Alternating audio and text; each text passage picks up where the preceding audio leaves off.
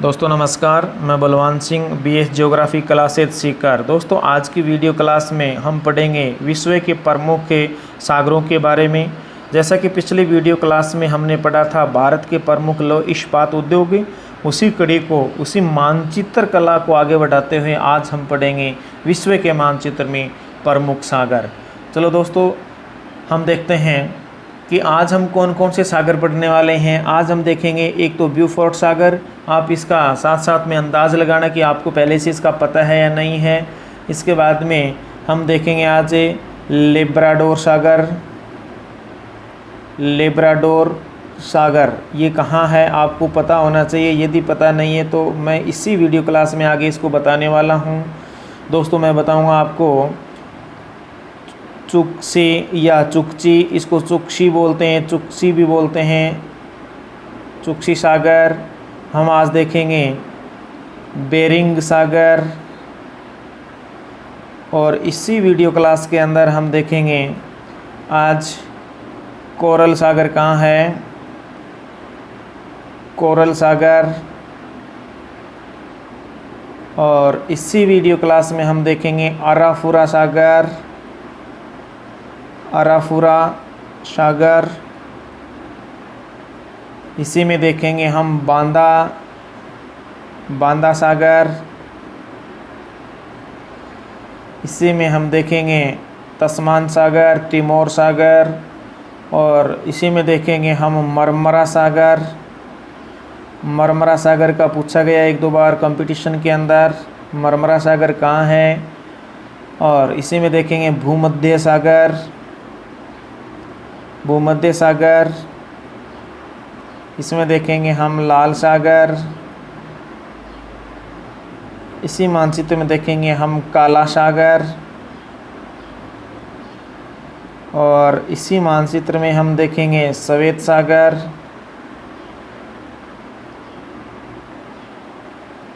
इसी मानचित्र में देखेंगे हम पीला सागर। इसी मानचित्र में देखेंगे हम कारा सागर। एक काला था, ये कारा सागर है, कारा सागर। और ये दिख नहीं रहे हैं शायद आपको, हाँ अब दिख रहे हैं। इसी मानचित्र में हम देखने वाले हैं अरब सागर। और इसी मानचित्र में देखेंगे हम अरल सागर। इसी में हम देखेंगे कैस्पियन सागर, यहाँ लिख देता हूँ मैं, कैस्पियन सागर।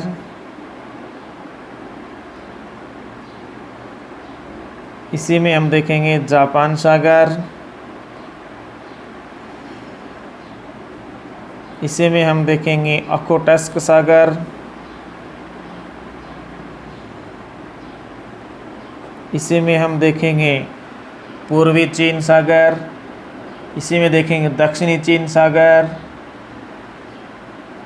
जावा सागर, कैरिबियन सागर, सारगासो सागर। इसके अलावा और बहुत सारे सागर हैं जो हम यहाँ देखने वाले हैं, जैसे बाल्टिक सागर। दोस्तों ये सागरों के नाम आपको दिख रहा होगा। इस वीडियो क्लास में इन सभी सागरों को मैं आपको बताने वाला हूँ इस विश्व के मानचित्र में।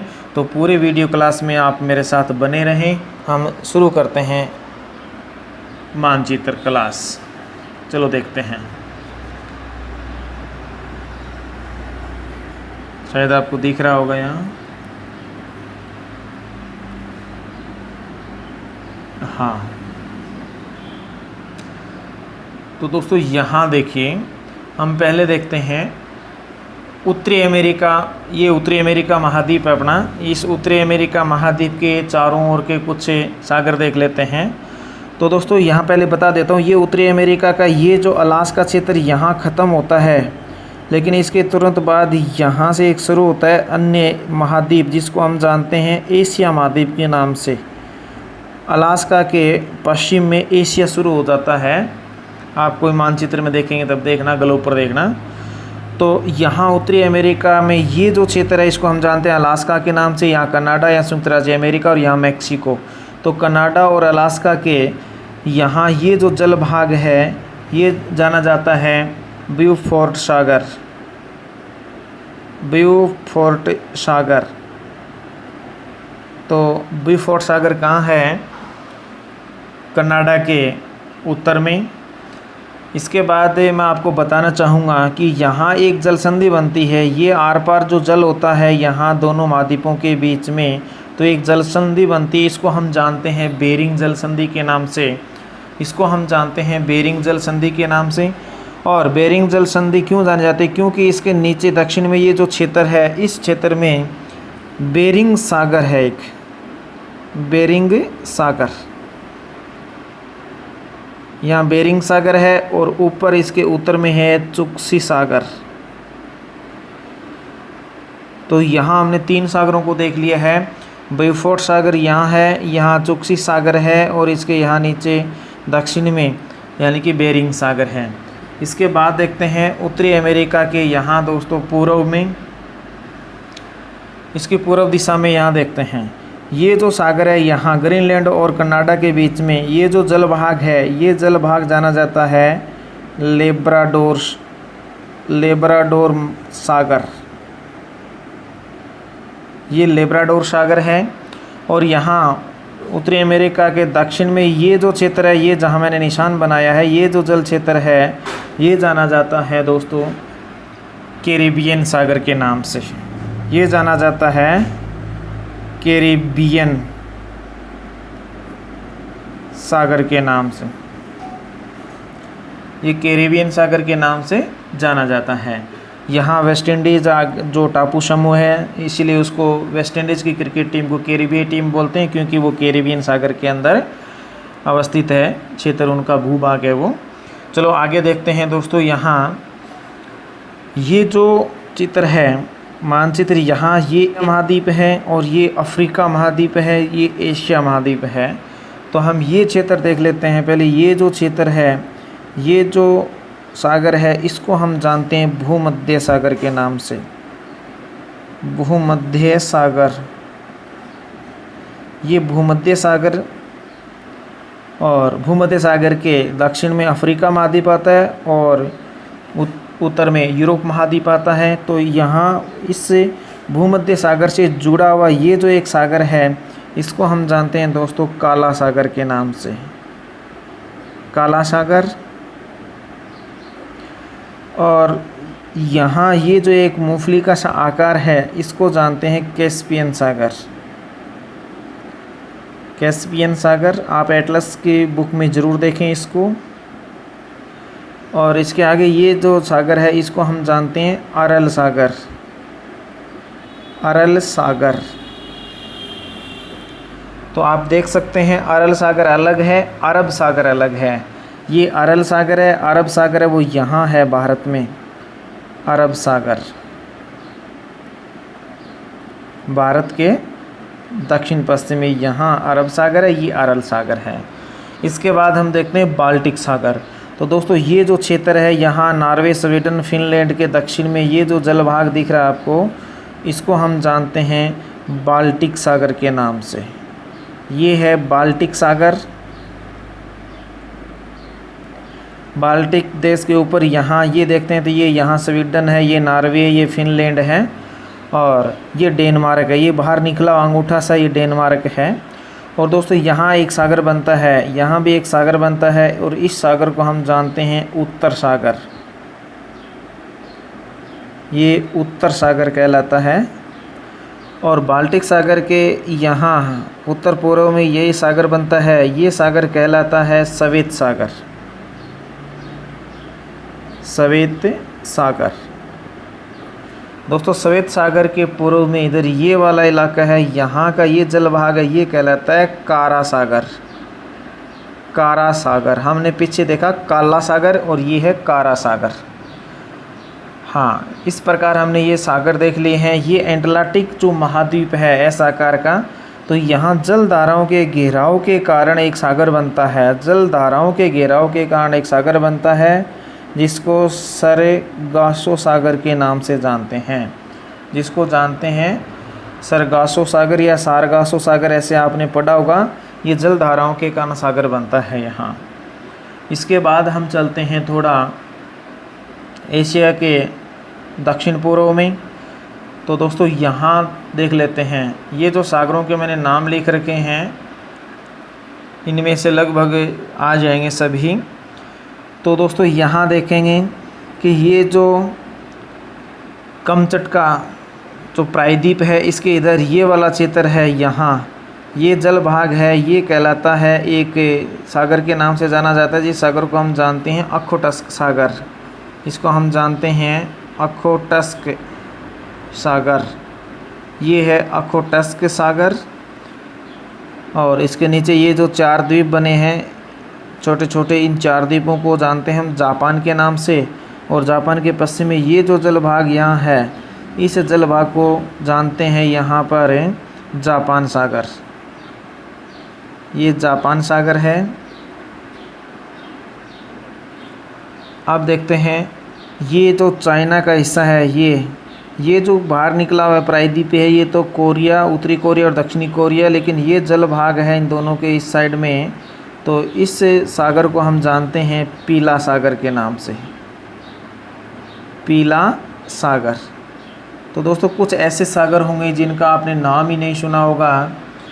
अब ये चाइना, यहाँ पर चीन है, तो चीन के इस क्षेत्र का ये जो जल भाग है, यहाँ का ये जो जल भाग है, इसको जानते हैं पूर्वी चीन सागर,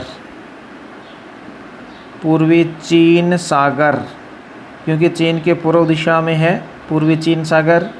और ये बीच में ताइवान देश आ गया, इसके नीचे यहाँ इधर फिर चीन लगता है, इसके नीचे वाला ये क्षेत्र है, इसको जानते हैं दक्षिणी चीन सागर, इसको जानते हैं दक्षिणी चीन सागर।